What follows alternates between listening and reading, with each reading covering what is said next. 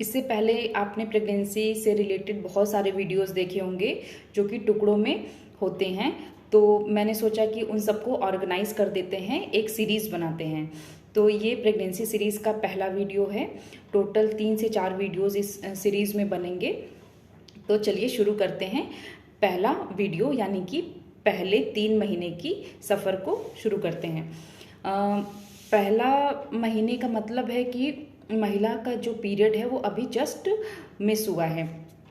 बहुत सारी जो लेडीज़ होती हैं वो ओपीडी में आती हैं और उनको ये जानना रहता है कि मैम अभी 3 से 4 दिन पहले मैं अपने हस्बैंड के साथ सेक्सुअल एक्टिविटीज़ में आई हूँ, तो क्या मुझे अपना प्रेगनेंसी टेस्ट करना चाहिए, क्या मैं प्रेग्नेंट हो गई हूँ। बहुत सारी महिलाएं जिनको अभी बच्चा नहीं चाहिए रहता है और वो अगर सेक्सुअल एक्टिविटीज़ में आई रहती हैं अपने हस्बैंड के साथ, तो उनको भी ये जानना रहता है कि मैं कितनी जल्दी पता कर लूँ कि मैं प्रेग्नेंट हूँ या नहीं हूँ। तो एक्चुअल टाइम क्या है, कब किसी भी महिला को ये टेस्ट करना चाहिए, तो उसको जो जानकारी मिलेगी वो एक्यूरेट मिलेगी। तो एक्चुअल में उसको जो टेस्ट है उसको जब उसका पीरियड मिस हो रहा है तब करना चाहिए, यानी कि 1 महीने के बाद उसको देखना है कि उसका पीरियड आ रहा है या नहीं आ रहा है। और अगर पीरियड मिस हुआ है तब उसको यूपीटी टेस्ट करना चाहिए। अब मान लीजिए महिला ने टेस्ट करा और उसका टेस्ट पॉजिटिव आ गया और सोनोग्राफी कराने पर उसका जो अगर बेबी 6 वीक्स का निकलता है तो महिला का सबसे पहला डाउट यही होता है कि मैम मेरे जोड़ने से तो सिर्फ 4 हफ्ते का हो रहा है और आप 1.5 महीने का कह रही हैं। तो मैं आपको बता दूं कि जो डॉक्टर होते हैं वो एलएमपी से कैलकुलेट करते हैं। एलएमपी का मतलब होता है लास्ट मेंस्ट्रुअल पीरियड, आपके लास्ट मेंसेस के फर्स्ट डे से कैलकुलेशन होता है। और आपको ये जान करके बहुत हैरानी होगी कि जब आप विजिट पे आती हैं 6 हफ्ते का अपना बेबी लेकर के, तो उसमें ऑलरेडी जो सबसे पहला अंग का निर्माण होता है बेबी के अंदर वो होता है उसके हार्ट का, दिल का निर्माण जो होता है वो ऑलरेडी हो चुका रहता है जब आप मेरे पास आती हैं या किसी भी डॉक्टर के पास जाती हैं। 4 हफ्ते के अंदर बेबी में दिल का निर्माण हो गया रहता है और यूएसजी पे लगभग 7 से 8 हफ्ते पर 90% महिलाओं का जो बच्चे की धड़कन होती है वो दिखने लगती है, सुनाई देने लगती है। अब इसकी वजह से जब आपका बेबी आपके यूट्रस में आ गया है, इम्प्लांटेशन हो गया है, तो इम्प्लांटेशन की वजह से आपके बॉडी में बहुत सारे चेंजेस आते हैं, बहुत सारे हार्मोनल चेंजेस आते हैं। हम एक एक करके जानेंगे कि कौन कौन से हार्मोनल चेंजेस आते हैं और उसका क्या क्या सिम्टम्स, उसकी वजह से क्या क्या सिम्टम्स गर्भवती महिला के अंदर होता है। जब भी महिला प्रेग्नेंट होती है यानी वो 2 in 1 हो जाती है, तो उसके अंदर हार्मोनल चेंजेस तो होते ही हैं और हमारे जो यूट्रस का जो ब्लड सप्लाई होता है वो बहुत ज़्यादा इंक्रीज़ हो जाता है।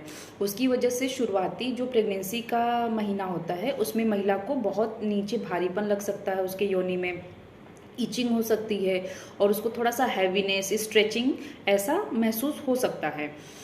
दूसरा जो सिम्टम्स होते हैं हार्मोनल चेंजेस की वजह से, उसमें आता है जी मिचली होना, उल्टी जैसा लगना, बार बार भूख नहीं लगना, बहुत ज़्यादा थकान होना, ये सारे हार्मोनल चेंजेस की वजह से होते हैं।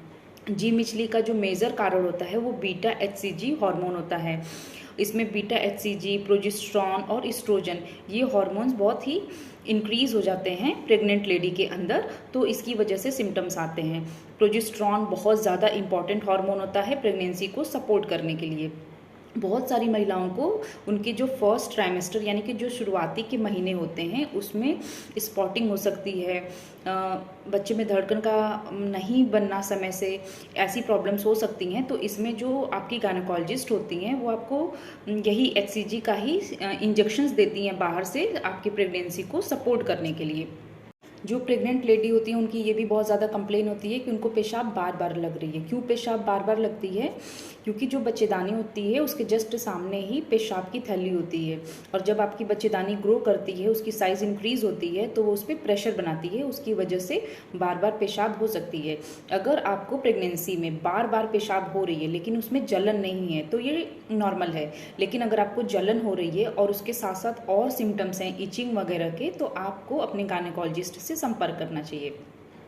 दूसरी इम्पॉर्टेंट बात यह है कि जो प्रेगनेंसी का फर्स्ट ट्राइमेस्टर होता है उसमें ऑर्गेनोजेनेसिस होता है, यानी कि बच्चे के हर एक अंग का निर्माण। तो इसमें हमें किसी भी दवा को लेने से पहले अपने डॉक्टर से कंसल्ट करना चाहिए, क्योंकि बहुत सारी जो ड्रग्स होती हैं वो टीरैटोजेनिक होती हैं, यानी कि बच्चे पे दुष्प्रभाव डाल सकती हैं। तो किसी भी मेडिसिन को लेने से पहले आपको अपने डॉक्टर से मिलना है, अपने से अपना इलाज नहीं करना है। तो हम लोगों ने जाना कि प्रेग्नेंट लेडी को क्या क्या सिम्टम्स होते हैं। उसके बाद ये जाना कि बच्चे में क्या क्या निर्माण होता है। इसके अलावा आपको क्या क्या चीज़ें खानी चाहिए, आपको कौन कौन सी मेडिसिन लेनी चाहिए, कौन सी मेडिसिन अवॉइड करनी चाहिए। हमेशा अपने मेडिसिन को लेने से पहले अपने डॉक्टर से कंसल्ट करना चाहिए। ये सब चीज़ें हमने जानी। और अगर वीडियो आपको अच्छी लगी है तो लाइक करिए और सब्सक्राइब करिए। इसका जो नेक्स्ट पार्ट है वो हम नेक्स्ट वीक देखेंगे।